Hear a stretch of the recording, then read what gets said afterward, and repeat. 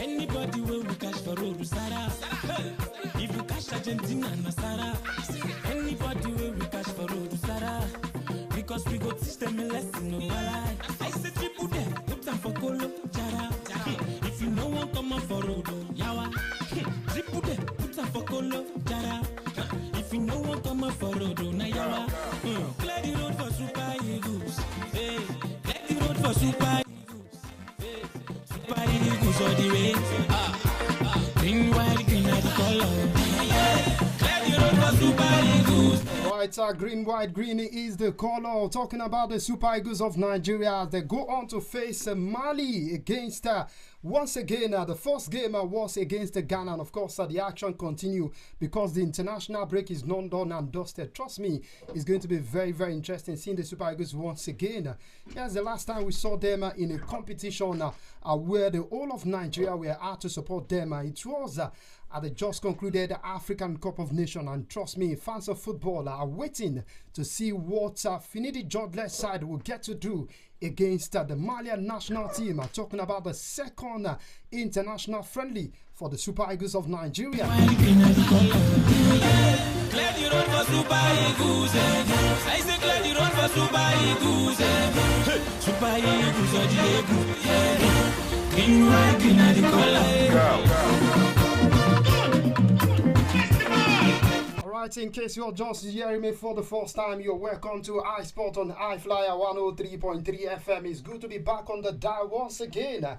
It's another edition of the show, and of course this afternoon is going to be very interesting because we've got a lot to discuss on the show. And talking about the international break, the three lions will be in action today against Belgium. Well, I've been hearing reported that Declan Rice, one of the Arsenal #1 talisman, is going to be the captain of the team. But you look at how well they will set out. A lot of their players are injured. You talk about the likes of Kyle Walker is injured. One of their two players also are injured, and it's a bit concerned for Gareth Southgate. But then they've got a lot of quality players that will likely get the job done for them against their opponent. And talking about Vinicius Jr. also, a lot is going on concerning Vinicius Jr.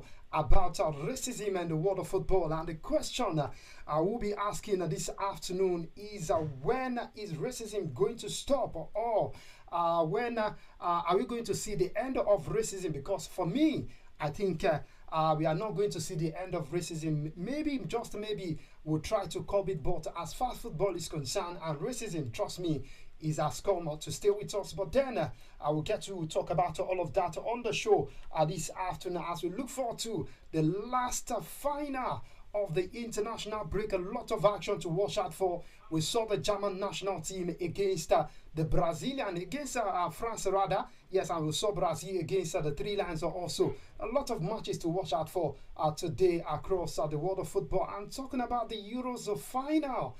Yes, the Euros final. What I mean by the final is the fact that the qualifying round, the final round of the qualifying is going to be today, where we get to see Poland against Wales.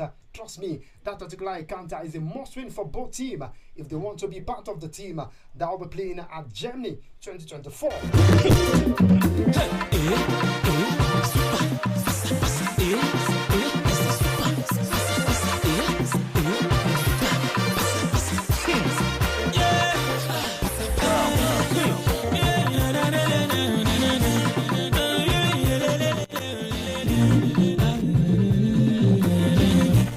Good afternoon to you once again, the fans of football. In case you're just hearing us for the first time, you're welcome to I-FLIER 103.3 FM, the city of Ibadan. Of course, like I said earlier, we've got a lot to discuss on the show from the international break. Well, the international break, for some people, it has been really good for them. But as far as I'm concerned, I'm not a fan of international break. It's always a very boring in terms of content and of course in terms of football. But we should be back to status quo this weekend as we look forward to some of the club football. Yes, and I cannot wait for that one. But then we need to talk about the Super Eagles of Nigeria. We need to talk about some of the footballing and sports event that has been going on. The Miami Open is still very much there, where we saw the likes of Andy Murray, who is out of the competition. Why I can confirm to you that Carlos Alcaraz is now in the next round of the competition. All of this and many more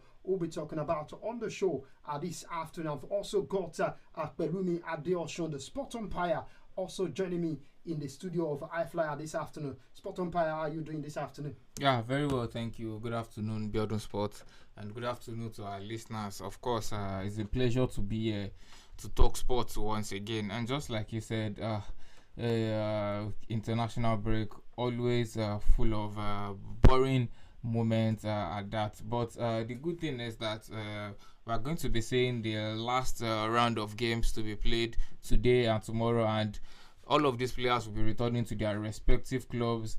And this is the last set of international break that we have got for this season. So there is no major break again until the end of the season. You know, when the league competition resumes again, we know that it's going to be back-to-back matches until the end of the season. And I think that is the most interesting part of the season before we have the Euros 2024 competition again. So I think that's just the only consolation that we can take in the fact that we have still had some interesting matchups even in this international break, like some top-notch friendly games. We saw Germany against France the other day. We saw England against Brazil, and I think tonight we'll be seeing Spain against Brazil as well, and England against Belgium, and not forgetting the Super Eagles of Nigeria. So a lot of interesting matchups that are supposed to fill in for all of this excitement that we are missing, and hopefully all of these ones also live up to the expectations as well.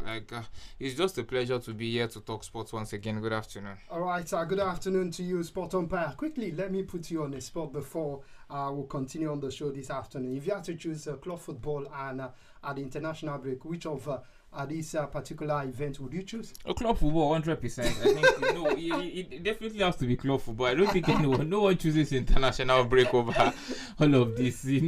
For me, it might even seem like a waste of time, especially this particular one. Like, you don't even know what the real essence is. Like, they just want to put in a stopgap. They just want to put in a break, and it's not a break for these guys to rest. Many of them are still traveling again. Now the big problem is some of these clubs will still have to rest some key players Yeah, during this weekend yeah. game, especially those that maybe travel to South America, Uruguay, Brazil, Argentina. They will see have to rest these guys. I think we see that Yeah. very often. Very I think often. in the English Premier League. In the English if I'm Premier not League, mistaken, yeah. yes. I could remember Jurgen Klopp always complaining about the likes of Alisson when Fabio was there too as well. Like all of these guys have to travel now. Darwin Núñez from Uruguay, even Pep Guardiola as well. He has some South American in his team. So the problem is most of these guys would not come back until maybe later on Thursday, and they might have games on Saturday. I could remember Moses Caicedo for Chelsea. Anytime he goes for international break,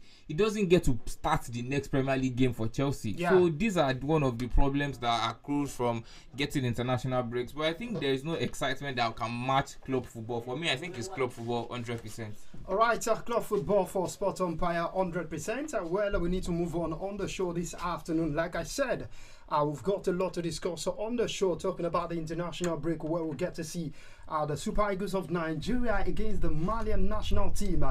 They call them the Eagles also, but not the Super Eagles anyways. But then we'll get to dissect and, of course, look at the tactics of Finidi George, who is also vying for the national team job. And by the way, some of the ex-international, they've been saying it, they've been talking tough that the NFF should actually give the job to Finidi George because he has done well in terms of their own assessment. And one of the key person who has actually come out to say Finidi George deserved to be given that job is no other than I-FLIER. Yes, he's a legend when it comes to Nigerian football, and I want to believe a lot of people will share his sentiment also. I think I was speaking to a senior colleague yesterday, in fact a very, very like a father to me, if I must say, in this business of talking sport, but then he's a senior colleague. I was talking to him yesterday and he said to me that, Biodun, you know what, I think Finidi George deserved to be the national team coach. And I was like, sir, what do you mean? And he explained a lot of things to me that a lot of football fans don't even know.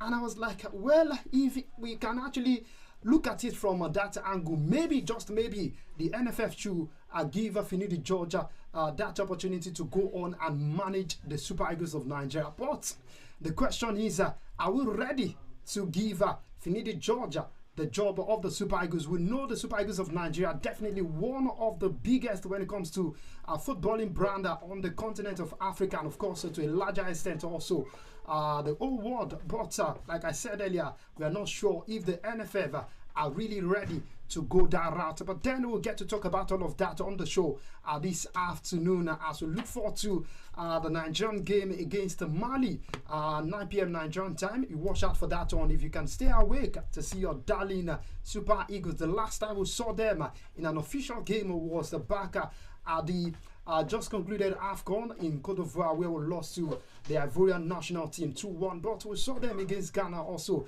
Even though some people were questioning the fact that why is it that we don't have fun in the stadium? But you know, it looked more like an indoor game if you look at the ambience of where that particular game was played. But then who cares? We won that game, a bragging right against the Black Stars of Ghana, and hopefully we're looking forward to see another 3 points against the Malian national team. But let me go to Sport Umpire.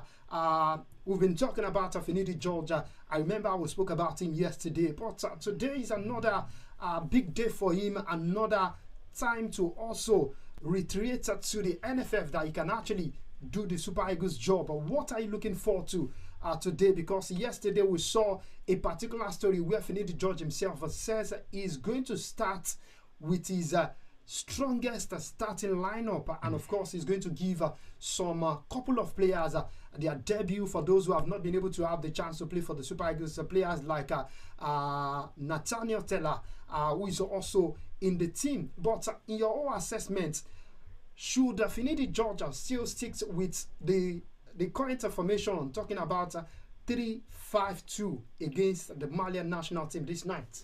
Yeah, another big game, another big test for Coach Finito. I think a lot has to be on deck for him this time around again, and I believe he should also realize that it is a different ball game entirely from the game against the Ghanaian national team. All due respect to Ghana, I don't think they are a match for the Eagles of Mali. I don't think they're on the same level, because judging by the last outing of these two teams, Ghana didn't qualify from the group stage of the last African Cup of Nations. Yeah. They didn't qualify from the group stage, and there is a certain Mali who lost out in the quarterfinals to host and eventual winners Ivory Coast. And you could even remember the circumstance at which Mali lost that particular quarterfinal game. They were leading until very late in the game, and I think it was just a slip up from the coach and all of that poor tactics, and he started removing many of his key players. They were leading 1-0. Then he started removing some of his key players. Then the Ivorians made very good substitutions and got back into the game. Scored one very late in the game. Took the game to extra time. Then scored another one again. So you could see that it was a case of Mali losing out narrowly in that particular one. And give it to this Malian national team. I think they have been a little bit decent for quite a while now. We know the level at which Ghana is. Forget the fact that Nigeria have not got the better of them in the long while before the game on Friday. I don't think they are a match for the Malian national team. So I think they should approach the game against Mali with all seriousness. In fact, much more seriousness than they did in the game against Ghana. Yeah, and that comes to the coach himself, Finidi George. He stated clearly that he opted to play with the 3-5-2 formation because he understood the frustration and the suffering of Victor Osimhen up front in the last AFCON. Then he needed one other player to support the player up front. And that is why I played with 3-5-2. I think that has been his own identity. He already showed that this is going to be the way he's going to play, because he wants defensive solidity and attacking fluidity as well. He's trying to combine this, and I think that is the very sane way to play 3-5-2 formation. I think everyone that have thrived with this 3-5-2, with this three back line, has always played the 3-5-2. I can't remember the last time a Sarri manager played a 3-4-3 and succeeded with it. The last I could remember was maybe Antonio Conte with Chelsea then and winning the league. Even when Inter Milan won the league, there was a 3-5-2. We saw a bit of that under Sarri. Yeah, we saw a bit of that under Sarri as well. So it was a 3-5-2 at Inter with Lautaro Martinez and Romelu Lukaku up front. So and even Thomas Tuchel, the formation he used to win the Champions League game was a 3-5-2. Absolutely. So it seems that is the same formation to use if you are playing with a three-man defense. You'll be very solid at the back, and going up front too, you have a lot of attacking options. So I think you should just stick with that kind of formation again. But the major difference that we could be seeing is maybe in terms of personnel. We should expect personnel changes in this. We should not forget that it is a friendly game, and all of these players that were invited would want to get onto the field of play. That is one thing that we should understand. Except maybe the likes of Olonleke Ojo or some of the guys who have not really gotten game time like that. But some of the guys that were invited abroad, I think they should be getting minutes in today's game. So we should likely see some of the guys that came in, and that is why I think Finidi George waited a long time before making a substitution in the game against Ghana. He wanted those guys to play very well so that he can field fresh legs in the game against Mali today. So I think we should be expecting a new set of faces, or maybe guys that came in as substitute in that game against Ghana. So we should expect changes in terms of personnel, but in terms of formation, I think he should still stick with the same formation. Maybe a few guys will be retaining their spots. I don't know, maybe the likes of Alex Iwobi might be retaining that. You may want to try a new striker up front. We know Cyril Desas's got a goal, but apart from the penalty goal, I don't think he really added much into the team. I think Kelechi Iheanacho should also retain his start in that particular team, but maybe we should be seeing a certain Nathan Tella, just like you said, a Sadiq Umar as well. Yeah, so I think according to reports from the camp of the Super Eagles, it is likely that we get to see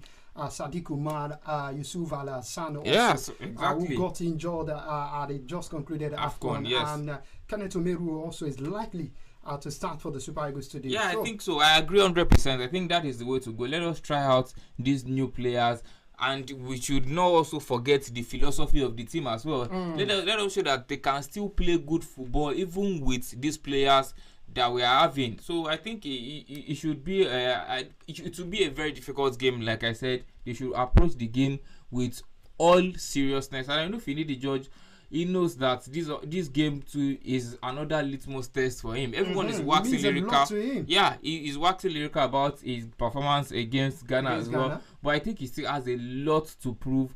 And I think one thing we should also understand about friendly games, we know the bragging rights are there for winning, but again, the manner at which your team plays is also very important. So even if the Super Eagles don't get the victory today, but the way they play, I think is also very important. And that is what Nigerians, or should I say that is what people like us will be looking forward to in that game. All right, talking about the performance of the Super Eagles in terms of their style, and of course, cohesion of the team are very, very important. The last time we saw the Super Eagles was against Ghana.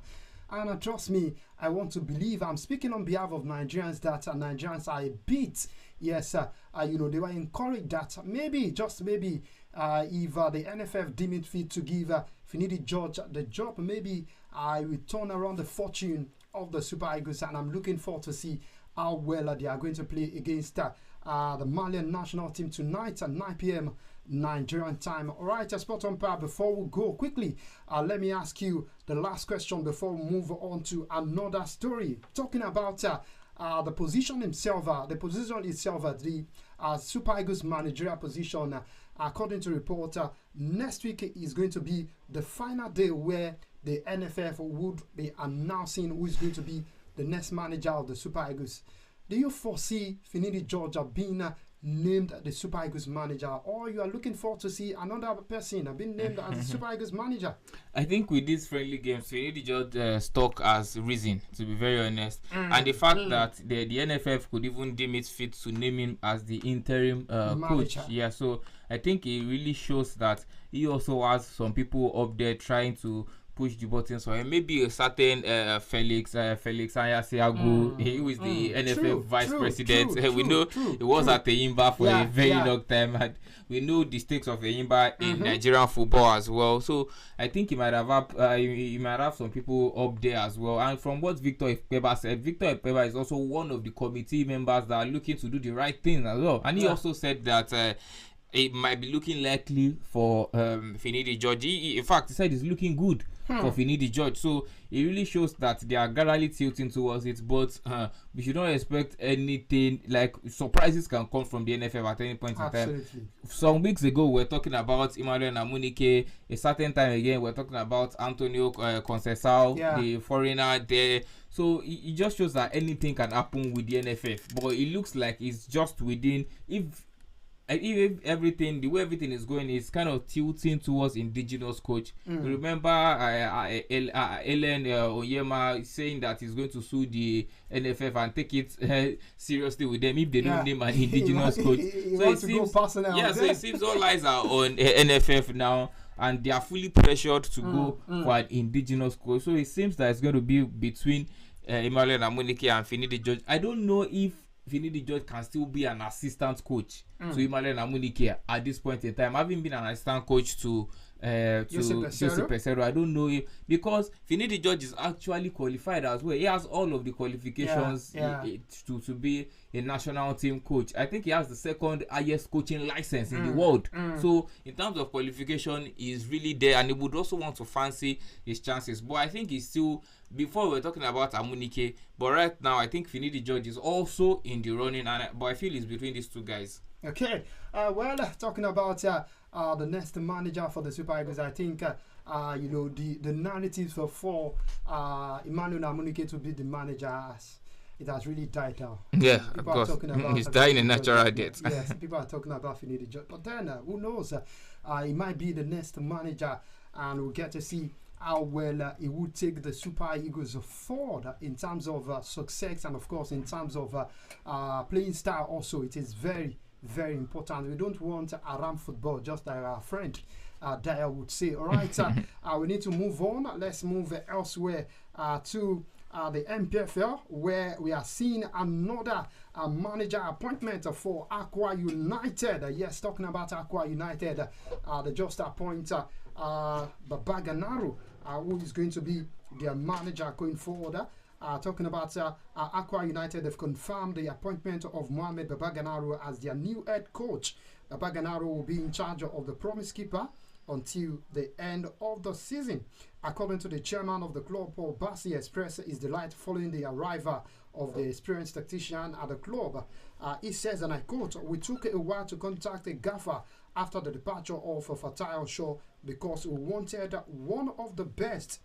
He also went for that to say, when Coach Baba Ganaro left Gombe United, we moved in and convinced him out of his desire to rest to help us fight for the drop. In doing so, we'll forever be grateful to Coach Umar Abdullah and his colleagues for a difficult assignment that has started yielding fruit. Coach Umar is a young coach and we are ready to support. Baba Ganaro will lead the club for the first game against Doma United on Sunday. End of quote.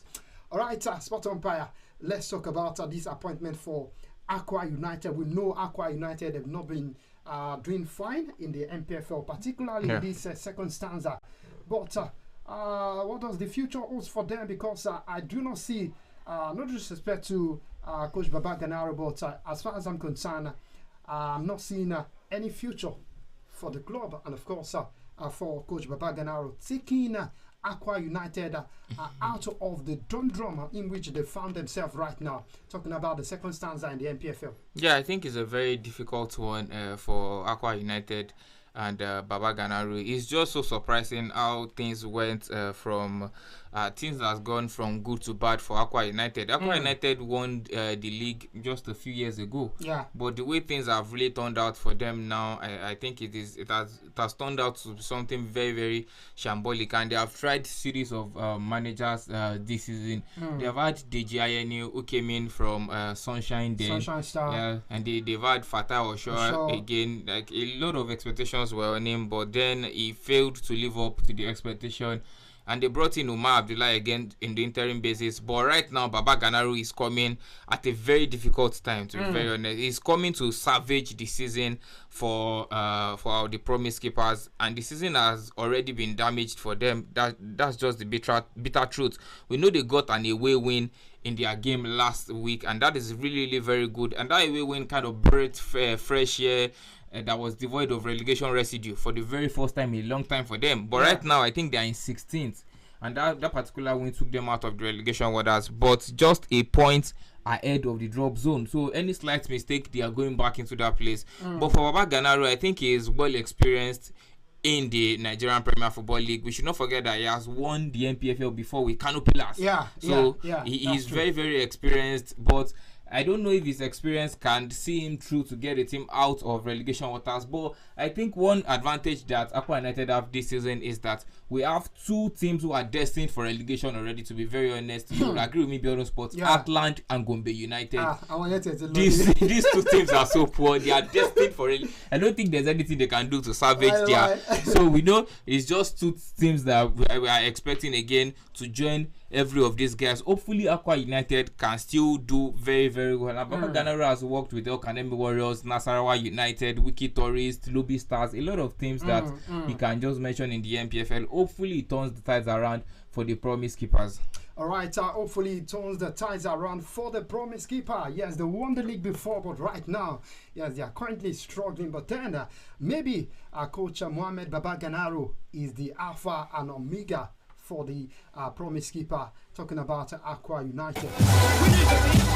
All right, in case you're just joining us for the first time, you're logged on to I-FLIER 103.3 FM, and of course you're listening to iSport this afternoon with Biodun Sport and of course Sport Umpire.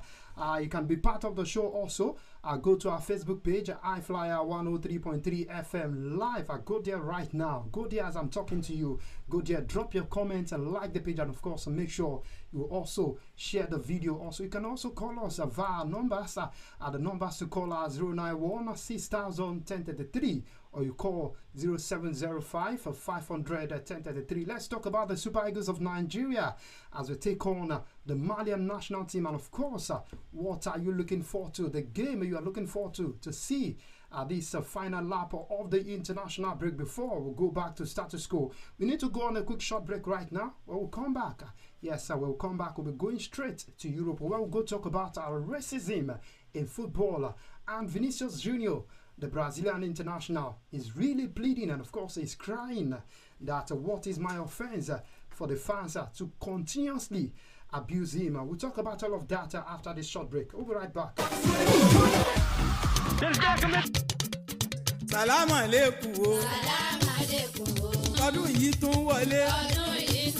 Asalaamu alaikum gbogbo mùsùlùmí ìkànnì rédíò aláṣẹlà I-FLIER 103.3 FM tá a kalẹ̀ sógungbadé nìbàdàn tún ti yọ bí ọjọ́ fákọ̀tún ìdánilẹ́kọ̀ọ́ ìbánisọ̀rọ̀ ọlọ́run nínú oṣù US ẹlẹ́ẹ̀kejì irú ẹ̀ tí iléeṣẹ́ wa péyàmọ́ second edition of our Ramadan lecture gbogbo mùsùlùmí ìjọ àdínì Ansarudeen Society of Nigeria NASFAT kọ̀rí Shafauddin Islam gbogbo ẹ̀yin ọmọ ìyá wa nínú ẹ̀sìn Islam nílùú ògúngbadé àtàgbègbè ẹ̀ ẹ̀túyàyà ẹ jẹ́ ká tún wá jọjọ́ oúnjẹ mi kájọ gbọ́rọ̀ ọlọ́run lásìkò US yìí lọ́jọ́ àìkú ọjọ́ kọkànlélọ́gbọ̀n oṣù kẹta 31st March 2024 ni wáàsí ìta gbangba ọ̀hún yóò wáyé o aago 11 àárọ̀ láti bẹ̀rẹ̀ olùbánisọ̀rọ̀ ọlọ́run ní Fọ̀dílátù Sheikh Islam Mikael Bọ́lájí Adéyẹmọ Chief Missioner Ansarudeen Society of Nigeria ní gbogbo ìlú Ọ̀yọ́ olóyè àgbà Abdulrasheed Ọlálékan Alábí máyà Olúbàdàn lẹ́bàdàn ní bàbá ọjọ́ náà Alhaji Qasim Fasasi ní alága ọjọ́ náà màmá wa Ambassador Mrs Rọ́mọkẹ́ Àyìndé Kremli ní màmá ọjọ́ náà ẹ má gbàgbé o ọjọ́ kọkànlélọ́gbọ̀n oṣù kẹta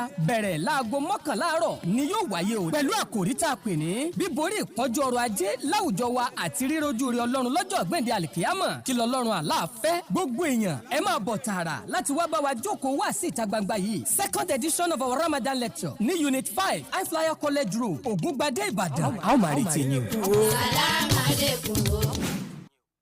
High Sports, your elite sports show on radio. Get it back up! Get it back up! Get it back up! Get it back up! Get it back up! Frank de Boer staat de bal op de final shot! Alright, welcome back. You're still listening to iSport on I-FLIER 103.3 FM, the perfect choice stations for the I-FLIER. Right, like I said earlier, you can still be part of the show by going to our Facebook page. Go there, drop your comments, and like the page, and of course, make sure you also share the video. We are live on I-FLIER 103.3 FM. You can also go to our YouTube page also.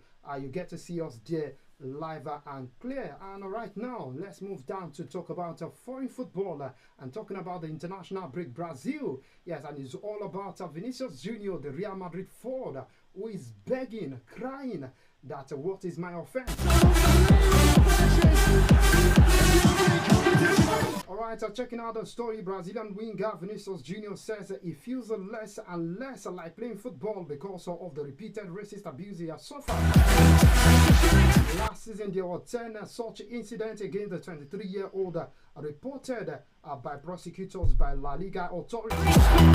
During an emotional news conference on Monday, Vinicius Junior added he would not be forced to leave Real Madrid and Spain and let racism win. However, he said he was finding it difficult to move forward from the abuse, but then he says he's going to really fight and of course make sure he win against racism. To look forward to Brazil face Spain in the international break today. Yes, there are a lot of people who are saying what must we do to stop racism in football, and that is the question we'll be asking on the show this afternoon. And by the way, you can go to our Facebook page right now. Go and look at Vinicius Junior live interview for the conference against the Spanish national team. Brazil will be facing the Spaniard national team tonight. You look at the press conference, it was really emotional. Vinicius Junior was literally, crying. In fact, I saw the video. I was emotional too because I don't know. Vinicius Junior is a fantastic player, no doubt about that. But then, what has he got to, to play football? He just wants to enjoy himself, just like he said. But by the way, you can go to our Facebook page. You get to see the video of his press conference where he was actually crying when he was talking about how well people has racially abused him. And that is the question we'll be asking you listening to us right now. What do you think the body in charge of football should do to stop racism in football? The numbers to call are 091 6000 1033 or you call 0705 500 1033. And you can also go to our Facebook page, like I said. Go there, drop your comments. We'll do well to read out your comment on iSport this afternoon. All right, let me go back to Sport Umpire, who is still very much in the studio with me this afternoon. Sport Umpire, you heard me talking about Vinicius Junior, and I want to believe you've been following the story of Vinicius Junior since he arrived at Real Madrid from Flamengo in 2018 officially, and up to this moment, this young man is still being racially abused anytime. Maybe in the UEFA Champions League, in the Spanish La Liga, he gets all of these abuses from the fans. But quickly, before I ask you what the footballing body should do to stop racism, let me ask you, what has Vinicius Junior done wrong? Is it because he's a good footballer, or is just the fact that they do not like the color of his skin? Of course, despite how very, very laughable and funny this is, it is still very sad and ugly at the same time, especially seeing the fact that this matter is really paining Vinicius Junior, and he really felt emotional about it. I think we have always emphasized that there is no place for racism in football or in anywhere. But it seems that racism is actually unending in football. It keeps happening over and over again. Yeah, it's just so sad for Vinicius Junior. We know he's a very good footballer, but by the time you start attacking him every now and then it would at one point or the other affect him psychologically. But I like the fact that Vinicius Junior said that he's not going to leave Spain for them, because he knows if he does that, then racism wins. Yes, racism wins, and you are not going to let that win. You are going to let your football, let your talents win over them. So, but the fact, but one thing I want to bring out from this is that I think, my personal opinion though, I think the fact that Vinicius Junior is actually sounding or showing that he's pained by this. That is what is encouraging these guys to keep doing more. Yeah, I think I'm about going there too. That is what in a particular, sorry, Sport Umpire, in a particular story I saw while preparing for the show also. A football legend talking about the goalkeeper of, I think, Paraguay, yes, Chilavert, yes, says that Vinicius Junior, you know, he used an F word, which I'm not permitted to use on live radio, on the show rather.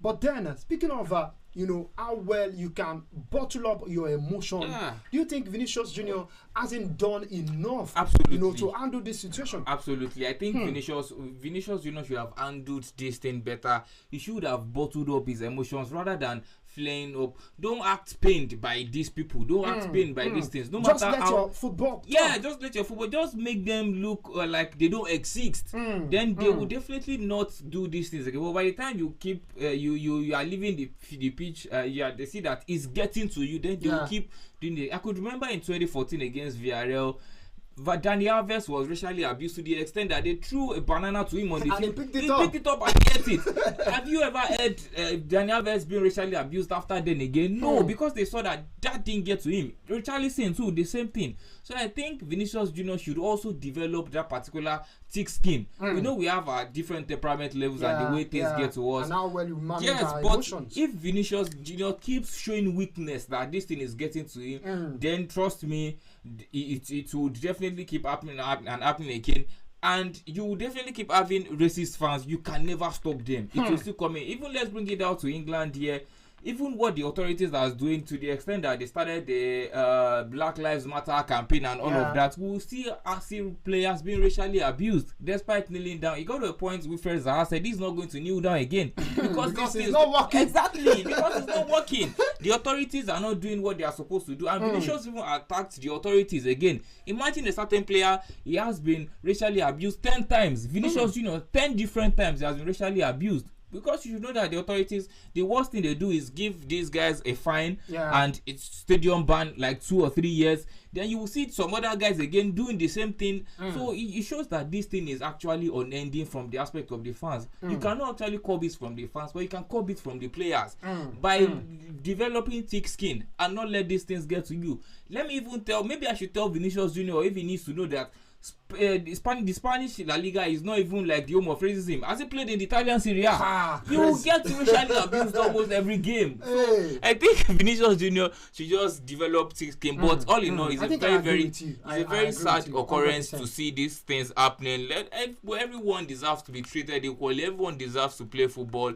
That is just the message that we should be passing across to everyone. Every race should be specially recognized. Absolutely. All right. The numbers to call are 091 6000 1033 or you call 0705 500 1033. Let's know your thoughts concerning racism in football. What must the footballing body do to curb racism in football? And by the way, I think a sport umpire has spoken really well concerning Vinicius Junior. And I think just like the legendary Jose Luis Chilaveto also said that Vinicius Junior needs to grow up. He needs to, according to his word, he says football is for men. Absolutely. I think football is for men. And just like Sport Umpire said, Vinicius Junior just need to forget all about this thing. Play your football. Let your football talk on the pitch. Punish them on the field of play.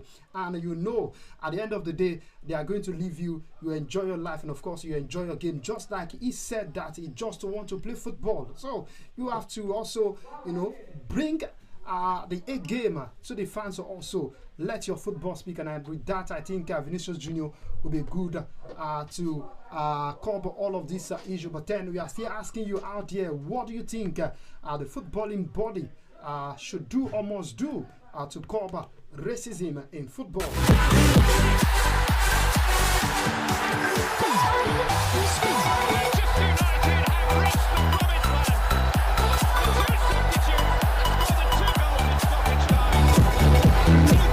Alright, moving forward on the show quickly, we have small time to go. Yes, our time is fast spent this afternoon, but then before I go, quickly, Sport Umpire, I know you've seen this, but then we are meant to talk about it yesterday, but we couldn't. Let's talk about English Premier League. All of Famers are shortlisted.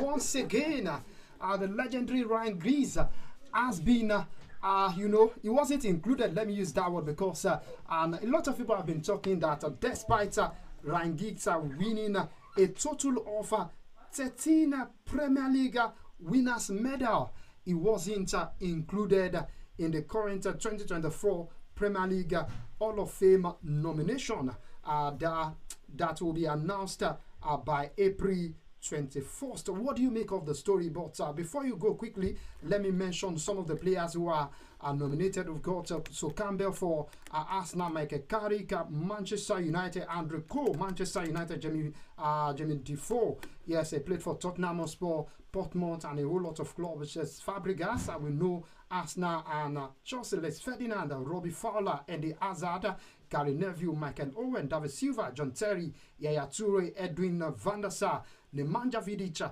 make up this year shortlist of nominees. What do you make of Ryan Giggs being omitted once again? What is really happening? Yeah, I think it's very surprising. It's surprising that one of the best midfielders in the history of the Premier League he has not yet been inducted into the Hall of Fame. But I think his time will definitely come. Although you would have expected it a long time ago, even ahead of some of the guys there. Yeah. But I think it will still come at one point or the other. Ryan Giggs will still get it. Ryan Giggs he has achieved a lot, both individually and for the club. He won a lot of titles.